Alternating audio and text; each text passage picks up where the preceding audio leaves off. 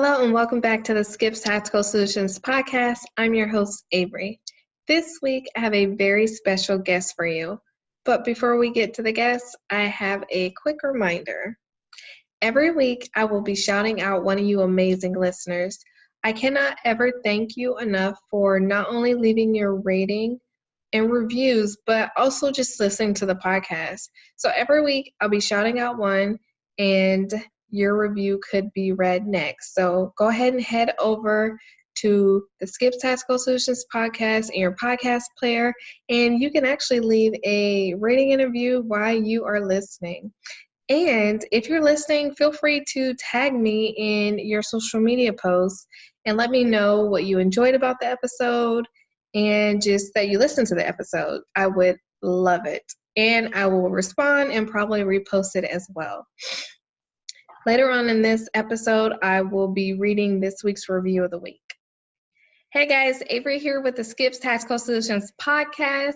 I know that I have been missing for a while and I have to apologize. I had a week at SHOT Show, and then once I returned home from SHOT Show, I had the infamous crud, so I was not able to pump out a episode, but I think the wait was well worth it. This week, I have an amazing guest. If you have not heard of this guest, then this week you will be completely amazed and you will be following them by the end of this episode. So I would like to introduce my guest for this week. My guest this week is Mr. Kenn Blanchard. Kenn, thanks for coming on to the show. Avery, thanks for letting me be on your show. Thank you. So for those of you guys who may not know Mr. Kenn Blanchard, I'm just going to say something really quick. He has been in the gun community for a very long time. I stumbled across him originally on his podcast, and I am a podcast junkie, and his podcast is called Black Men with a Gun. And I said, Black Men with a Gun. Sounds pretty interesting. And I have this really crazy thing about me, and I have to always start at episode 1. Well, if you haven't been following Mr. Kenn, then you don't know. You just hit your 600th episode, right? Yeah, just this week.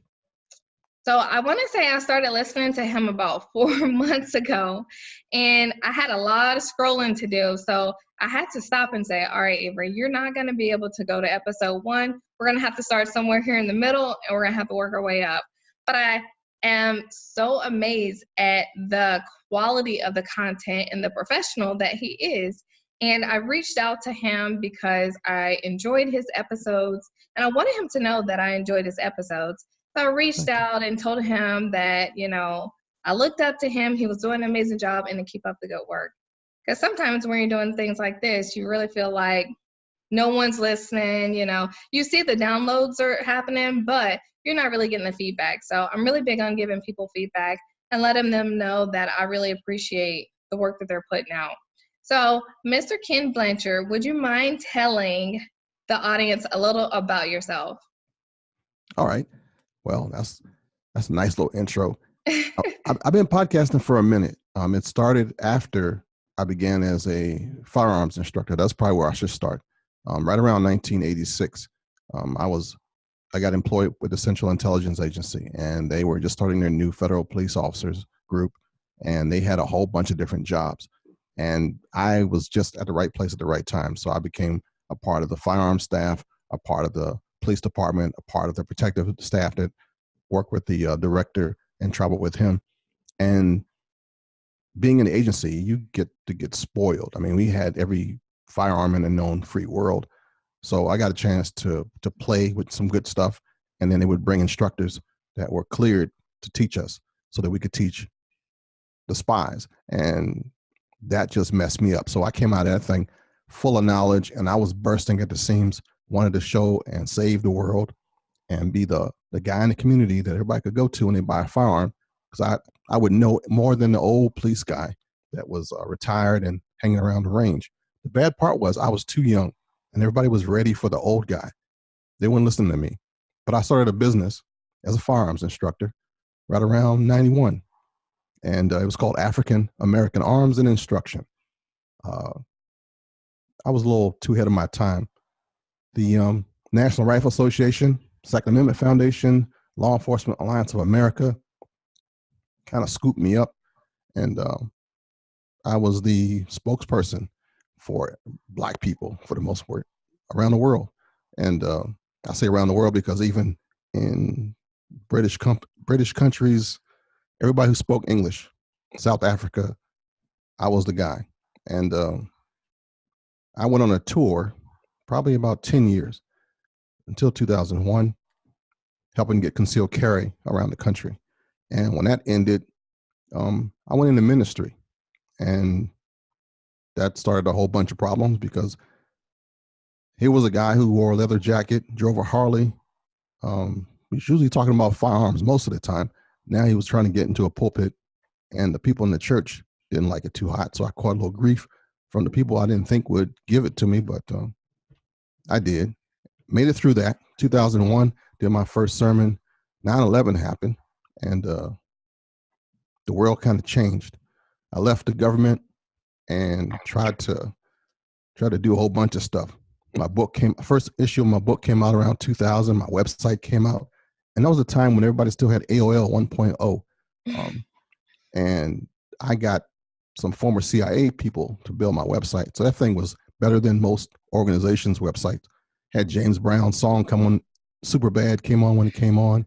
I was having a ball, but I was so far advanced that people thought I was rolling in dough and didn't need any help.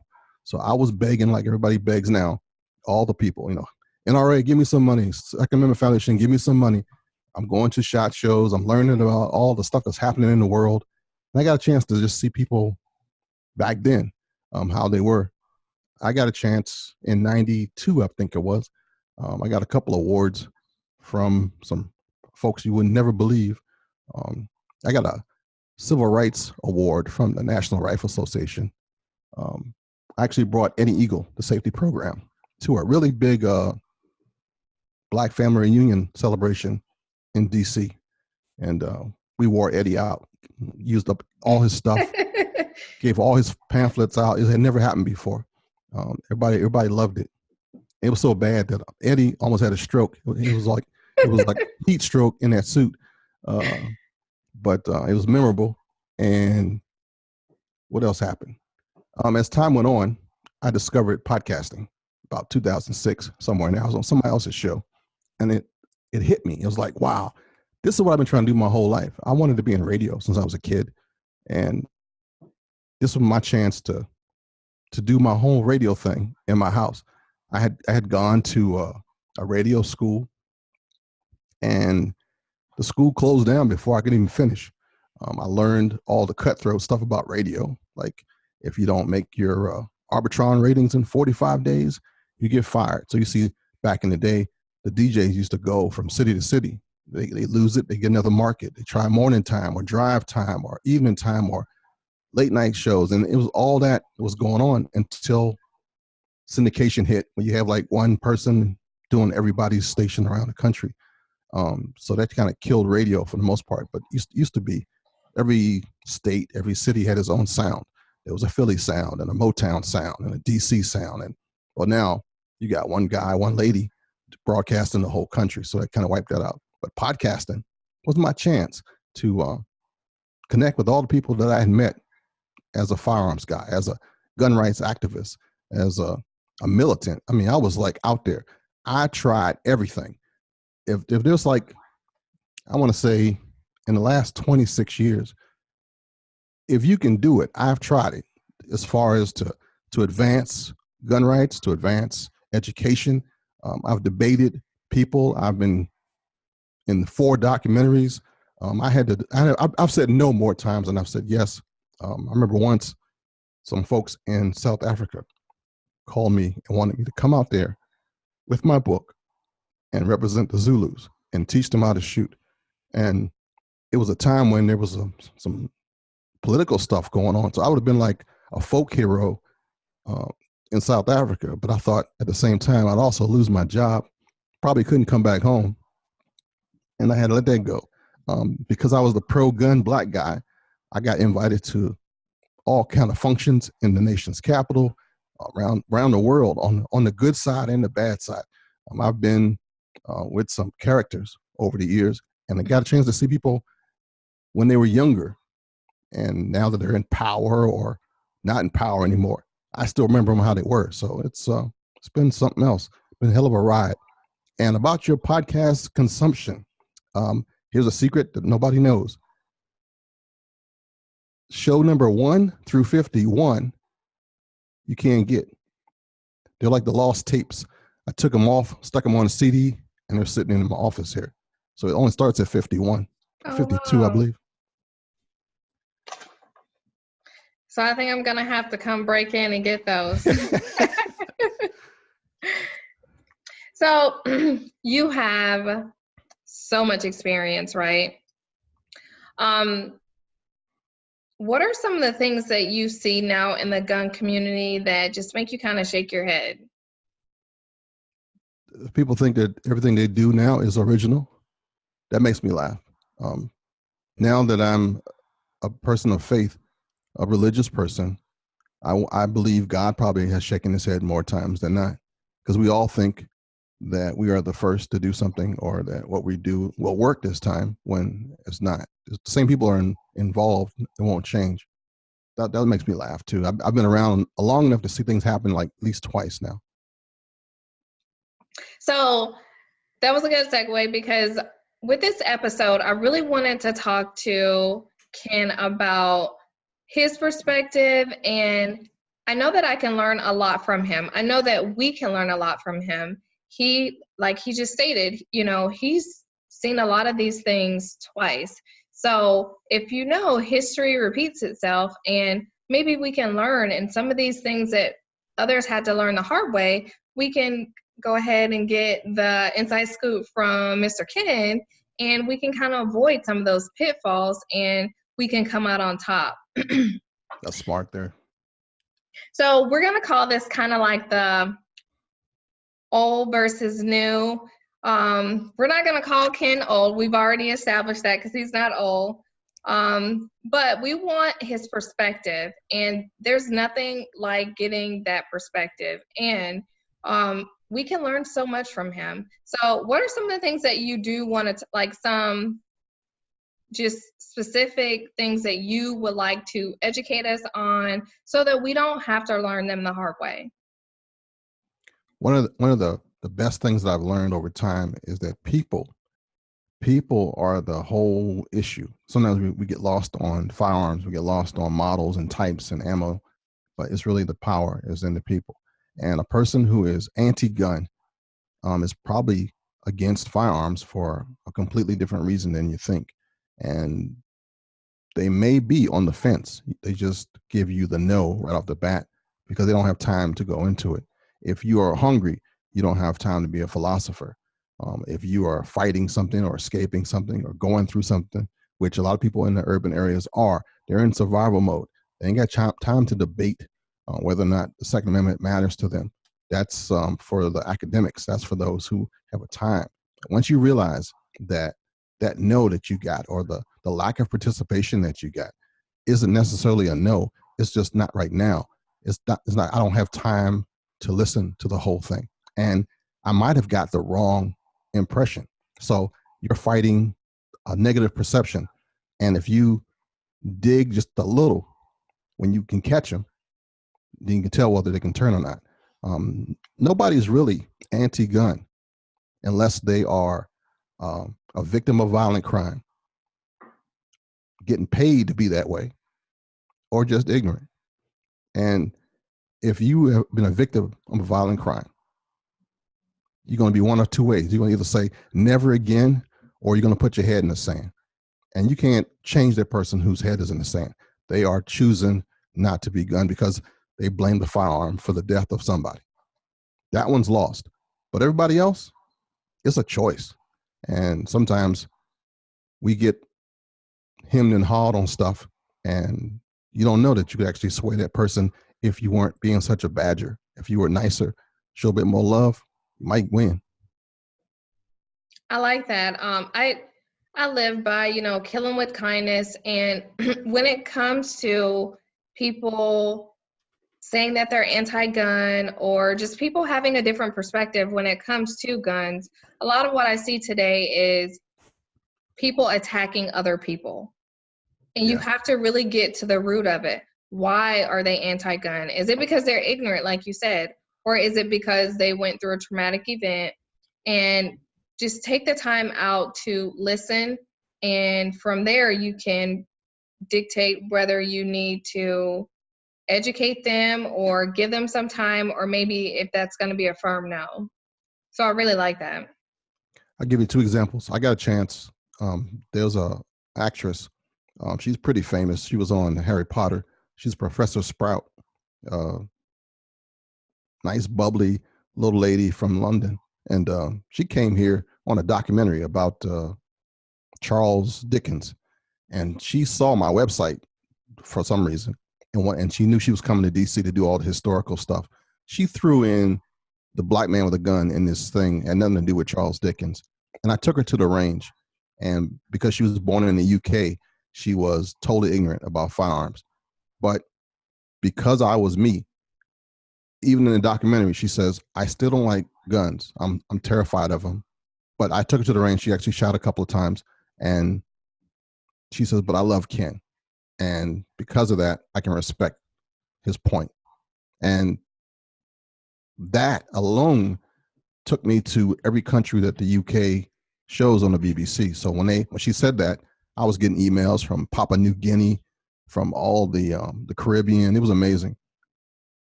It depends on how you treat one. One person represents more than just that person that you're talking to. So if you're barking at somebody on social media, somebody else is reading that, and you can lose somebody that way. Absolutely. And that's another thing. I've seen it with you, but my personality is more along the lines of I want to be relatable. It's just the way that I like my teaching style is I want people to feel comfortable. And there's nothing like going somewhere and feeling comfortable, knowing that you can ask any question or that you can just have a conversation and not feel like you're being judged. So it definitely sounds like she came and, she spent some time with you and she just felt comfortable. Yeah. And sometimes you can't get there. Like the other time it happened really, really weird.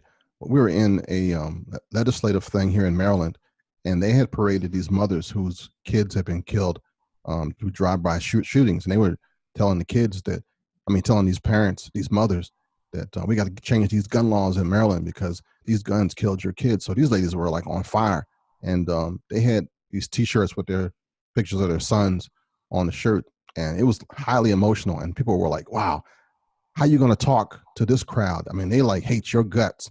And I looked at them. I saw moms. I was like, okay, I know how moms think because I love my mom. My mom would do anything for me. My mom does not want me to be in trouble. So that's the platform that these other people are exploiting. So when I got in the courtroom and I whipped out a picture of my kids and talked to them like a parent. And then I said, the bad part is these people are pimping you guys. They're using your tears. And it wasn't a gun that killed your son. It was a drug dealer, another drug dealer. And my kids are in the bed at 2:00 in the morning. Why was your son outside? And he's 20. He wasn't really a kid. Why was he outside at 2:00 hanging on the street corner? You know what a life that he's living. And I broke it down, but I said, don't blame me. And this lady started crying. She says, I don't blame you. And you're right. And she walked away. And folks went, whoa, we never seen that before. It was one of my gutsy moves. Don't always work that way, but that time it did. That's good. So what are other things that you've seen when it comes to just different things that have came and gone with the gun community that we can learn from? One of the things that you got to remember is that most of the people in the gun community stay in the gun community. So when I first went to SHOT Show, this was funny. I went out to Media Day, and they had these buses that took you from Caesars or all the different hotels that take you out there. Back in the day, like I said, like an old guy, back in the day, they had the writers, the gun writers and bloggers and podcasters didn't exist yet. And I was like the first podcaster on the bus, and they were talking about, they got these young kids out here that got millions of views on their blogs. And I worked myself for 10 years to get this magazine head, and I'm doing all this stuff. And they had these pecking orders where the writers got out there first. And if you were a blogger, a podcaster, new media, you came out after lunch. So you missed lunch. And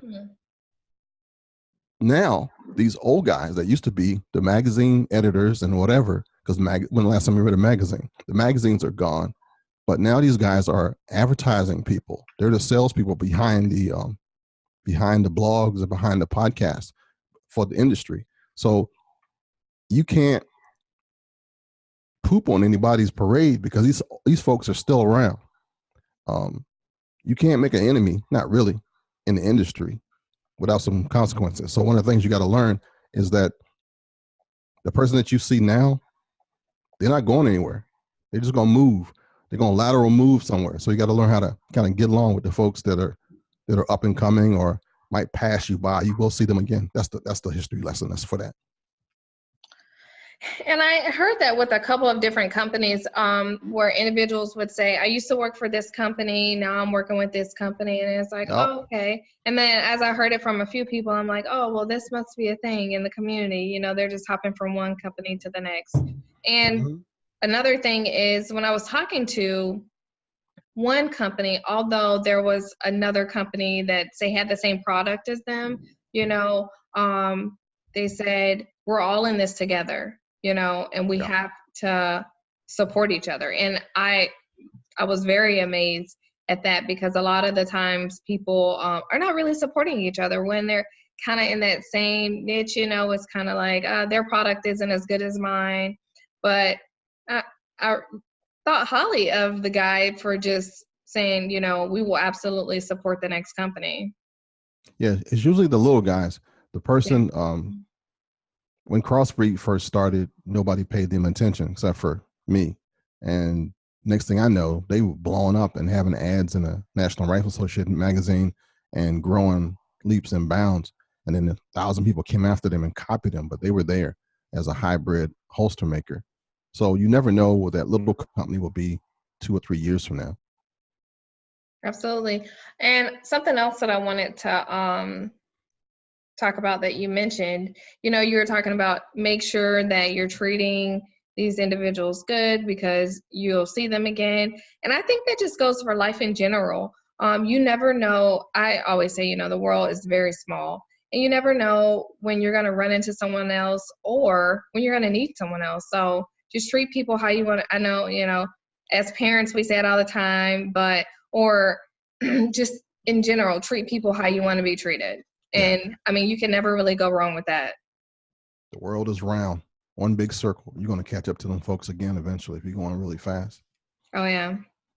So what is it that you like to do now? I know that your Black Man with a Gun podcast comes out weekly. So what else is it that you're doing? I have, at one time I had 4 podcasts at the same time. That was a mess. So I can't even do one podcast at a time. But I love this stuff. I don't, here's my secret. I don't watch much television. I am a writer. So I have a fiction series that I'm working on. I got my own little Harry Potter thing going on, but mine's about a blues playing werewolf named Solomon Love. And that thing is just too cool for school. I really love telling these stories and writing them down. So I'm hoping to do book number 4, probably by June. And if I can get a couple of thousand, there's a Hollywood guy who's interested in doing a trailer for it to shop it to make a movie out of all 3. That's something that I do on the side. I'm still ministering. I have an online podcast that is a church, basically, where I provide a message every Sunday called Speak Life. And that thing's going gangbusters. There's good stuff happening from that. Nice. It's only been around about 1.5 years. And I got one I just throw together whenever I feel like saying something crazy, called the Kenn Blanchard Show. And again, because I don't have a life, well, I do actually, but I don't watch television except for recently. I'll get stuck on like one show and then I'll binge watch it. Then I'll cut myself off from television again. So what show did you recently binge watch? Oh man, I feel really bad about this one. This one's called The Originals. I think it's like a CW movie, Vampire Diaries offshoot. It's a whole bunch of real posh talking vampires. It's a straight soap opera, but I love it. It's messing me up because I can't do anything else until I finish this thing. I like shows like SWAT, Criminal Minds. Oh yeah, I had my turn. When I was in it, that was all I watched because I would count rounds. I would know when the gun went empty. I'd go up, reload time. And it's like he wouldn't do it. I was like, oh, that's fake right there. He should have reloaded like 2 rounds ago. And I go, there you go. Only person who does that perfectly is John Wick. John Wick, his shooting count is on.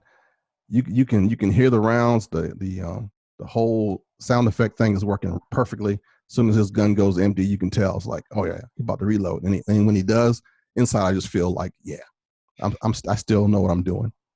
You get all warm inside. Yeah.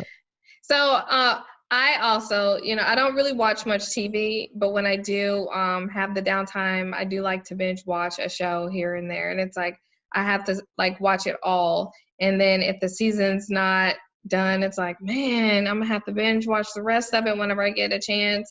But I find that I can get a lot more accomplished by not watching TV. Yeah. So probably in a 30-day period, I may watch an hour of television, if that.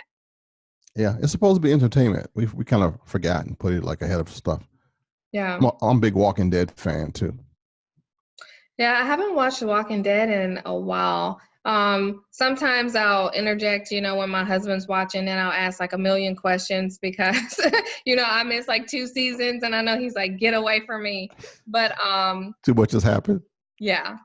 But yeah, it's definitely nice to be able to take that break from television and not be so dependent on it. And you'll be amazed at how much you can accomplish in that time that you're spending not watching TV. Yeah.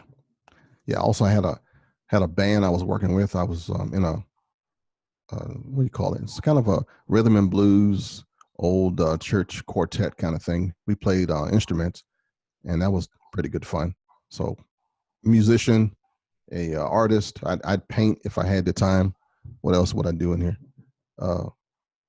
Yeah, and just be dad. Yeah. So do you work full time? Yep, still working. I had a long spot where I was out of work. So when I finally got another job, as much as I didn't like it, I was glad I had one. But it seems like with all your hobbies, you you wouldn't really have a lot of downtime if you were not working. Yeah, you actually get more done if you're busy because see, while people are driving in traffic, you can put your mind to something so that you can't wait till you get home, which my wife still like trips out on because she goes, "You going downstairs?" I'm like, absolutely. I got like 500 ideas I have to either put on a computer or write down or speak because that's been in my head. I've been holding it all day. That's great. I try to keep like a little notebook with me because I Mm-hmm. have a million things running through my mind. So I'll go to write something down. If I wait too long, it's like, what was that one idea? It was really good. I have to remember it. So I try to just put everything on paper so that I can reflect back on it later. But I'm really big on lists. I am a list person. I just have to write it down. No matter how many apps there are, to remind you or to take notes, I'm really big on pen and paper. Yeah. Just keep it tactile and you're good to go. And I know my husband's like, oh my God, I have like a bazillion notebooks. I'm like, oh, I like this Entrepreneurs, one. man. Good. And for some reason, a blank and clean one makes you just get creative. Oh my goodness. It's like I just have to write up all these pages. I know. It's like I have all these to-do lists and all these different ideas, and it's like, man, now I need a new notebook. So for those of you listening, I have named Kenn my mentor in the gun community. So he may be shocked. So I have absolutely named him my mentor. He has so much knowledge that I'm just looking to soak up whenever he has downtime from podcasting, writing his novels, all the other things that he's involved in. I'm just looking to learn as much as I can from him. And for those of you who are listening, you need to make sure that you connect with him so that you can learn from him as well. So I'm not saying email him because he's going to be very busy helping me, okay? But you can go back and listen to his podcast, and you can also read his book to learn. But he definitely has a lot of knowledge. He's been connected with the NRA, and it sounds like he stated, that he was kind of ahead of his time, and he did things years ago that were super popular. Like you said, your podcast has been 13 years.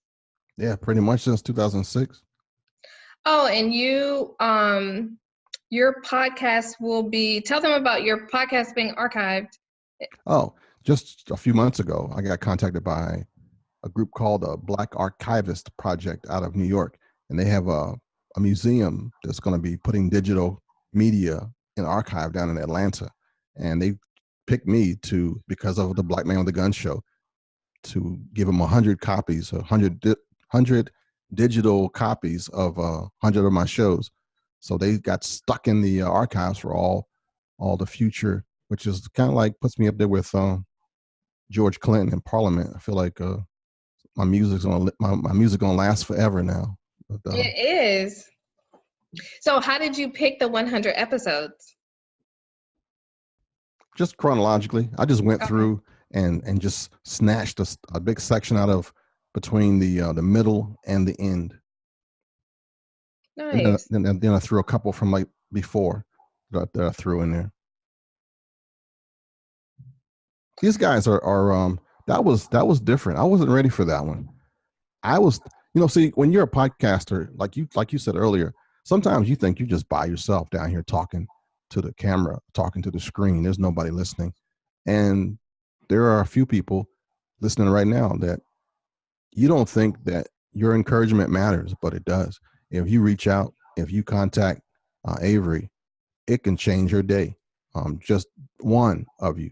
So don't think somebody else is going to do it. If you like what she's doing, please encourage her, because there's almost probably 10 to 1 of trolls and negative people who that's what they love to do, to shoot people down.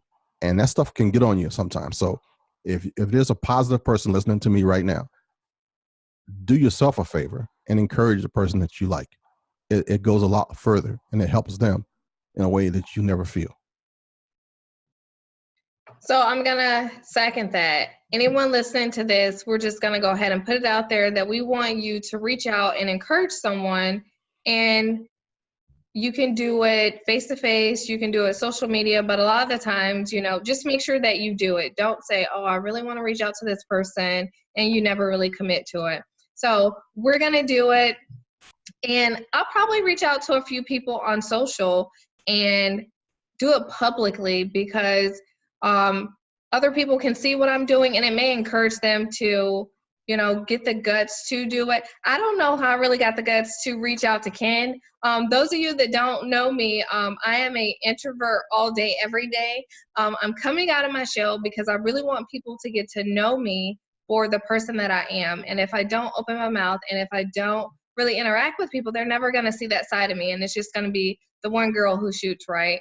But I want them to see, I am a firearms instructor. I have a personality. I'm a mom, and I'm just like everyone else. But I just want to share my skill with the world. But we're going to make this a thing. We're going to encourage people. And you never know. You can brighten someone's day, and it can just be that one comment or that one anything that can just make them smile and change their day. So thanks for that, Kenn. And we're about to start a movement. Yeah, we are. Yeah. What happened recently after I got into like the 500s, I realized that the power of podcasting, also somebody's listening to you while they're driving in traffic. Somebody's listening while they're on the treadmill. Somebody is stuck at their desk. They're taking a quiet moment while they're working in their house. They're going to turn up the volume. If you can encourage them, if you can motivate them, if you can make them laugh, cry, groan, get them out of whatever they are, out of their own space, they'll thank you for it. So the power of podcasting is more than just a subject that we're talking about, firearms. So I started becoming like a mini Martin Luther King. I made sure that whatever I said I was going to be encouraging, that I was going to be uplifting to all my people. And that just kind of changed my whole vibe, because now I had a whole different purpose of not just talking about firearms, but I'm talking about our country, about our families, about stuff that matters to us, why we fight, why we train, why we even bother with this thing. And that became my whole purpose. And so what is it that you say at the end of every single episode? Just in case nobody has told you this today, I love you, and there's not a damn thing you can do about it. Until next week, this is Kenn Blanchard. Shalom, baby. So the first time I heard that, I was like, listen at him. Like, because a lot of the times, men really don't communicate that way. They don't really voice emotions like that. And it's very encouraging, because it could be that one person who feels like there's no one there, or they have no one. And he's like, there's not a damn thing that you can do about it. So I really enjoy that. And where that came from was one day I said it's kind of in pieces. It grew to that. I was talking to somebody and I was feeling really good. So I said, I love you, dude. He was like, man, nobody says that. And I thought, that's okay. But then the phone rang later, and this guy said, I was getting ready to put a gun to my head. I'm going through a really, really hard time in my life. And I was like, whoa, hold the phone. I'm just a podcasting dude. And next thing I know, I'm talking to this dude for like an hour, and we're both crying. And I had to take him to, suicide prevention number and get somebody to talk to him. And it started a whole nother path for me. I've probably had 4 people since then, but my ministry came out of that, because now I know that if nobody does it, I'm going to do it. I'm going to make sure that that guy that you see, that woman that you see, they're in the gun world. They're also going through marriages and parenthood and loss of jobs and crazy stuff. And they're trying to make it with this thing. And there was no pastor in this group, no Friar Tuck, no priest. And I'm qualified to do all that stuff. So let me step up and put on that hat too. I admire that. You've stepped up and you have worn so many hats over the years, and you continue to do it, and you continue to do it with a smile. So I definitely want to learn from you. I want to be like you when I grow up. And, I do try my best to encourage people. And that's really one of the reasons why I started in the gun community, because I felt like the gun community needed more people like me, more people that are encouraging, not people that are putting people down. I don't care what brand your gun is. If you have a Glock, if you have a High Point, I don't care. You're in the 2A community, and I want to support you. And there's just so many people that are out there now, and I guess we'll call them trolls or whatever they're going to be, but they're just, I call them evil, negative, whatever you want to call it. But, and that makes me think about a post that I did today. Colion Noir post, he did a post and I reposted it, and just some of the things that people were saying about him, I just could not fathom. And people don't realize that these are real people. He may have a platform, he's famous, but people still have feelings, and when it comes to my page or my whatever it may be, I really don't tolerate those types of things. Like, we need to be able to debate and still respect each other. So when you're calling people out of their name, people are not going to listen to you. You could have a valid point and people are not going to listen to you.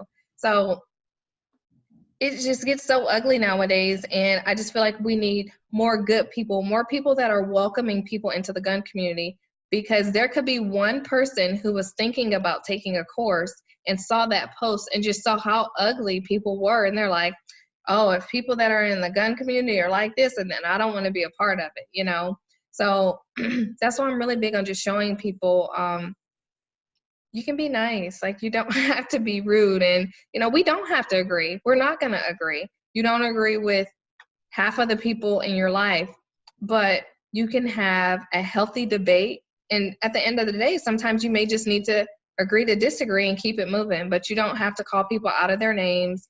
And when you are just like, just saying crazy things, people are not listening to you. They're not reading it, and it's just going in one ear out the other, or it's just, they're just skimming through it and they're just looking to respond versus really taking in what you're saying and having a healthy debate and then really digesting it and then responding. Something else that I learned, if you you have a show, you have a podcast, a YouTube channel, you have the freedom to do anything you want. You can have blue language, you can cuss up a storm, but did you know that there are 13 or 14 countries that won't let obscenity into their whole country? So if you are explicit, you just cut out 14 countries in the world. If you're trying to reach everybody, you're going to have to change how you are. And it's not, you know, everybody like, oh, you got to take me as I am. But that's not it actually at all. If you want to be family friendly, if you want to be able that somebody can listen to you at the job, if you want a message to truly get out, you might have to check yourself. That's really good advice. I appreciate that. So for those of you who are listening to this episode, if you have any questions, feel free to reach out to me. Feel free to reach out to Kenn, because we want to answer your questions. I do want to ask you about your time as a firearms instructor. Did you enjoy it? Oh, yeah. I found out that everybody learns differently. Some people love the drill instructor. They love that guy. Some people can't stand the drill instructor. Some people want the person who listens to every question and doesn't bat an eye when you repeat it. You have to learn your style and just be really, really good at it. And don't try to fake to be the other person. So, and my thing was, I'm going to be the dad. I'm going to be the old guy, the father that took you out in the woods as a kid. I want you to have this memory that when it's over, every time you shoot, you're thinking about Uncle Kenn, that Uncle Kenn helped you out. Uncle Kenn listened to me. Uncle Kenn was really, really nice to me when I was feeling stupid. I want to get all of that for the later and just to figure out your style. That's all.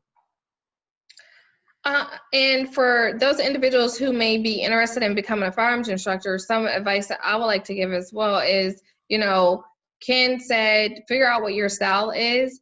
And for me as a instructor, learning in the military, I learn from so many different people. There are people who, well, instructors who are really good instructors. And then sometimes there's instructors that are not so good instructors.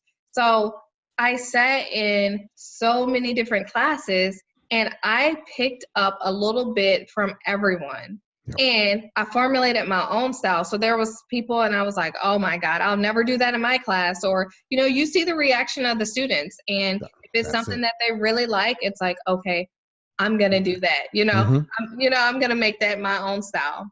And one of the biggest things that I started to do was the beginning of my class, like my attention set. You know, I'm setting the stage for the entire class, and it would just be, and I give my students fair warning. I'm a mom. I have very lame mom jokes, you know, and that normally makes them laugh as well. But I like to mix a little bit of jokes in there, and then I'm very serious. But I also let them know, you know, this is a very serious thing.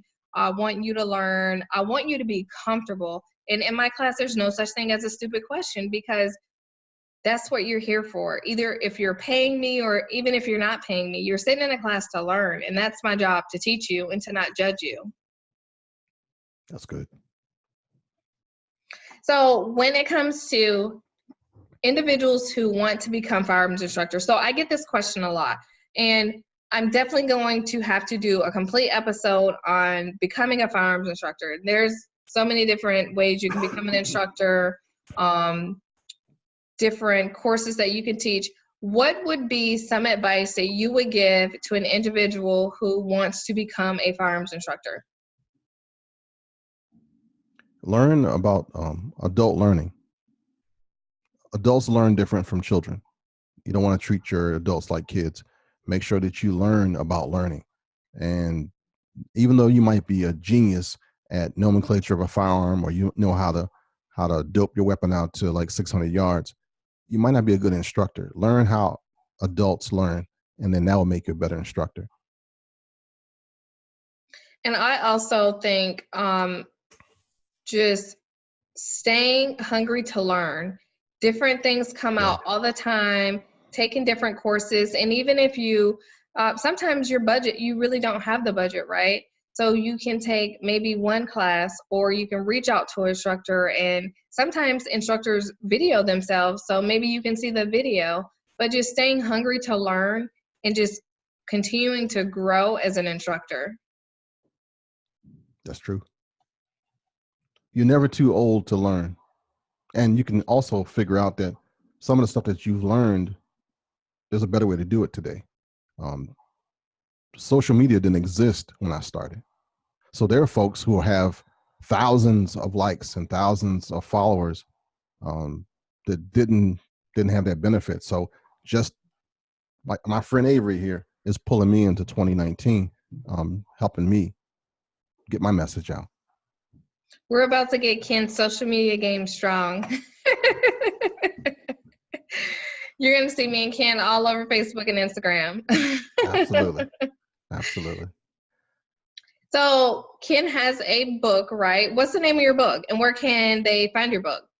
Book is found on Amazon. It's called Black Man with a Gun, Reloaded. And I think I got a copy right here, floating right here somewhere. Uh-oh, avalanche. Nope, wrong copy. But it's yeah. You look up. There's two Kenn Blanchards. There's Kenn Blanchard with one N, and then there's Kenn with two N's. I'm the 2N guy. The first one, Kenn Blanchard, Dr. Kenn H. Blanchard, is the writer and the person of the 1 Minute Manager and a whole bunch of leadership stuff. I'm the other guy, Kenn Blanchard with two N's, and it's about guns. So if you check out Kenn Blanchard, you'll see. You might even find my werewolf stuff too. But it's out there. Amazon has all my stuff. And so I will definitely put the link to his book in the show notes. And if you're watching the video, it will be down in the description below. Is there any other advice or things that you want to talk about in regards to the gun community? Just jump in. Whatever you want to learn, it's out there. You have Google, which didn't exist before. You can Google some stuff and become pretty knowledgeable. Unfortunately, there is a lot of bad information as well. So find somebody that you can trust and have them go over it with you so that you can kind of validate that it's real. And just keep learning, keep trying. None of this stuff is new. Ever since gun control has been around since the invention of gunpowder by the Chinese, and gun rights has been an argument ever since a Black person wanted to touch a firearm. So it's always been an issue about this stuff. It's not new. Check out the history, check out the people who have been doing it for a minute, and just keep learning. So when it comes to gun control and just the rights, what do you recommend? I know there's a lot of people who say, they don't have the time to go to the rallies and things like this, but I really think that regardless of who you are, you need to get involved. Like, you need to support these organizations or support these people who are trying to fight for our rights. Yeah, what it was really weird is that you might not be political at all. You don't even care about which party is what. But as soon as you become a part of this gun community, you are now in the fight. Now there's somebody trying to take your right away from you.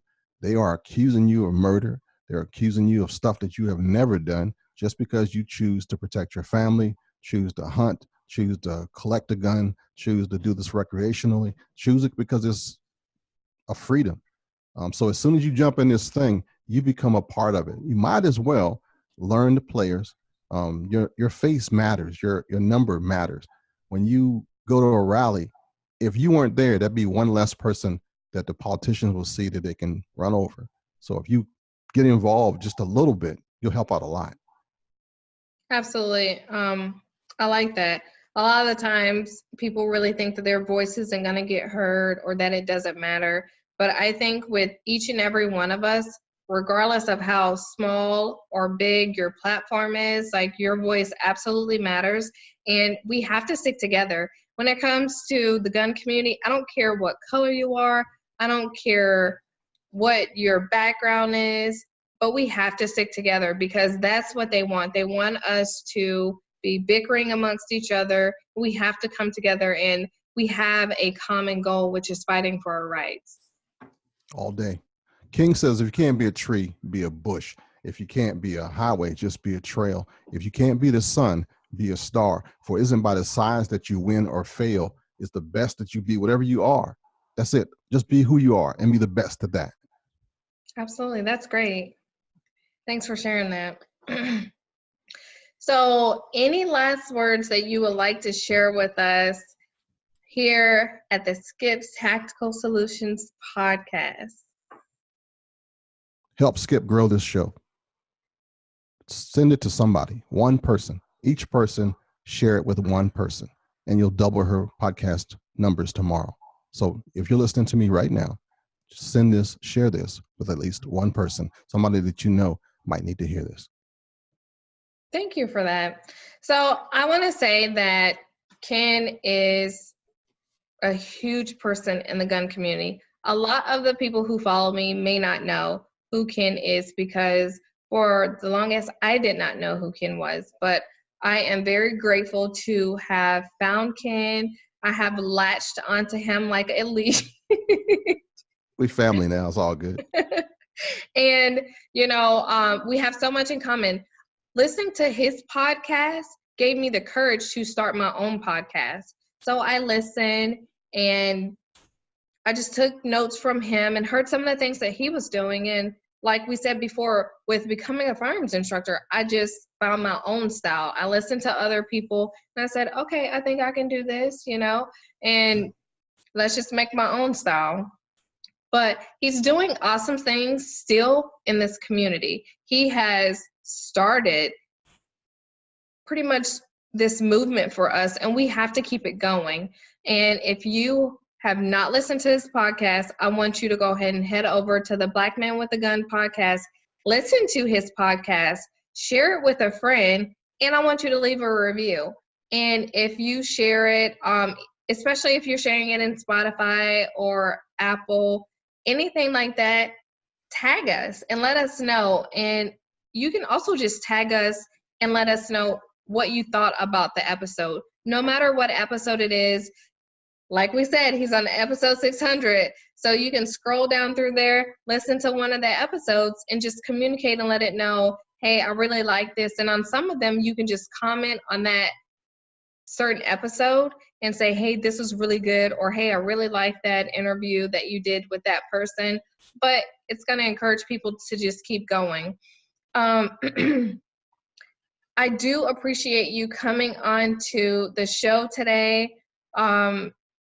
The knowledge that you have shared with us, your insight on things past, present, and history does repeat itself, and we definitely don't want to make the same mistakes. That's why if you are not familiar with what has gone on in history, you need to really get smart on what's happened so that we don't go back to where we were before or where our ancestors were before. For the people who are listening to the Skip's Tactical Solutions podcast, where can they find you? If you go to blackmanwithagun.com, you'll see some of my past shows, and you can find me on Black Man with a Gun #1 on Facebook. We have a Facebook group there as well. You can also find Kenn on Instagram. You can find him on Instagram, and he's also doing YouTube videos as well. Are you still doing your YouTube videos? Yep. The channel is called blackmanwithagun.tv. We'll take you right to the YouTube page. And on Instagram, it's Black Man with a Gun Black Man with Gun. There's no A in that one. So there's another guy who got my name before I got to it. That's how slow I was on Instagram. But you'll see my face. If you see me on there, you know you got the right spot. And then you also have your other podcast as well? Speak Life. SpeakLifePodcast.com takes you right to that link on iTunes and on Pandora. And then you have, is it Speak Life? Mm-hmm. Speak Life Church. So if you are not listening to the Black Man with a Gun, you can listen to all the other things that Kenn has going on, or you can head over to Amazon and grab his book, or you can grab The Black Man with a Gun Reloaded, or he has his vampire series, right, that may be coming out soon, or is it already out there? Yeah, the 3 books are already on Amazon. If you go to KennBlanchard.com, KennBlanchard.com, you'll see all my stuff. All the links are on that page. Okay, so head over and check out his website and see everything that he has going on. He is into a little bit of everything, and instead of a jack of all trades, he's a Kenn of all trades. And I'm grateful to have him in my life, and I'm grateful to have him in this community because he is doing great things and we can all learn from him. So I really appreciate you coming on to the podcast today. I'm pretty sure this is the first of however many episodes that we will have together. And I want everyone listening to let us know what you think about this episode. If you liked it, let us know that you liked it, right? If you did not like the episode, let us know why you didn't like it. But I also want you to let us know how we can make it better, right? Absolutely. And leave a review. If you are listening to the Skips Tactical Solutions podcast, please leave a review, and I read the reviews once a week. And if you go over and listen to the Black Man with a Gun podcast, then make sure that you leave him a review as well. And don't forget, we said that we will be encouraging someone, and we're just going to make this a thing. It's not going to be a one-time thing. It's going to be a constant, because you never know when you're going to impact someone, or just how someone else's day is going, and how you can just make it that much better. So we're all going to be good citizens, good humans, and take care of each other. That's all we have. At the end of the day, it's how you take care of each other. Not how much stuff you get, because everything is about stuff. It's not about stuff at all. It's about each other. Absolutely.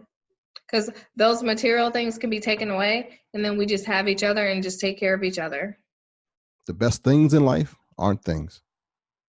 Absolutely. So thanks for joining us, Kenn. Guys, we're going to wrap it up, but thanks for joining, and we will see you next time. All right, now it's time for this week's review of the week. This week's review of the week comes from iTunes, and Mahin JK, I apologize if I messed up your name, left the rating and a 5-star review. And it says, "This podcast succinctly provides information regarding firearms. This is a good podcast to listen to if you're interested in firearms or being certified." First, Mahin, I want to say I really appreciate you taking the time out to leave the rating and the review. And I'm glad that you find value in the podcast. And if there's any subjects that you ever want me to cover, or just questions that you have, feel free to reach out, and I'll do my best to cover them and get the questions answered that you need answered. And if you have not left your rating and review, go ahead, head over and leave yours, because your review could be read next.